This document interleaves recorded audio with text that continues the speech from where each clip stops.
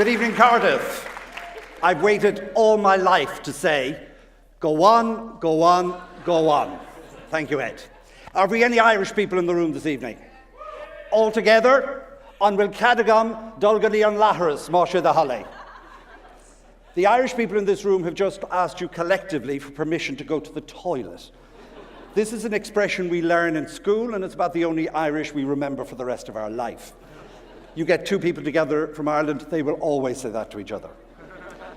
Why this talk? I'm 28 years living in Britain, most of them here in Wales, and I seem to spend a lot of my time trying to explain Ireland to people.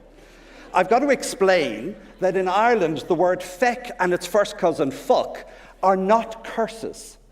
They are means of pronunciation, of pausing in a sentence, of adding emphasis to what you're talking about.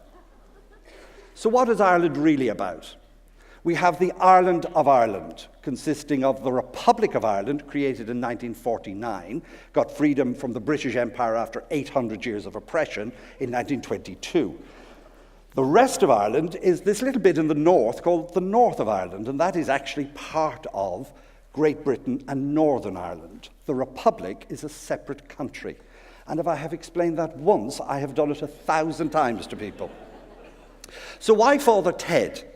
Well, these four characters are very real to Irish people. We're very familiar with the slightly stupid priest, the slightly odd do-gooding priest, the drunken alcoholic paedophile, and their mother, or caretaker, who sort of keeps them together. Father Dougal is without question my favourite character. I laugh incredibly every time I watch the scene of the cows are far and the cows are near. It's just superb. One of the other characters is Bishop Brennan, and Bishop Brennan gets kicked up the arse, okay? Now, this is a really interesting metaphor for us, because the Catholic Church educated us, abused us, and did all sorts of interesting things to us, but we got our own back through the equality referendum.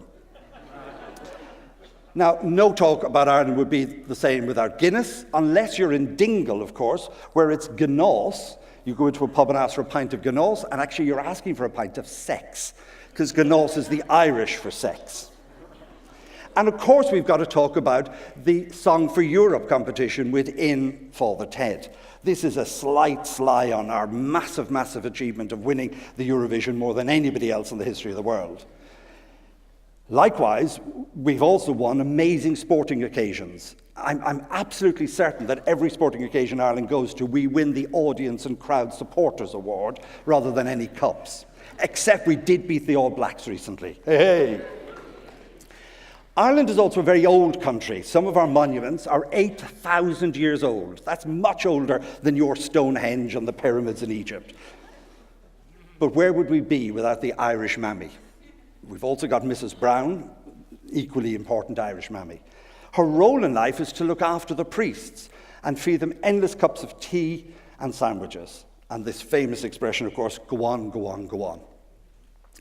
Also within Father Ted, there is the Pretty Girls competition, which is slightly loosely based on the Rose of Tralee, which is a beauty pageant that takes place in Ireland every August. And the whole country almost closes down while everybody watches it.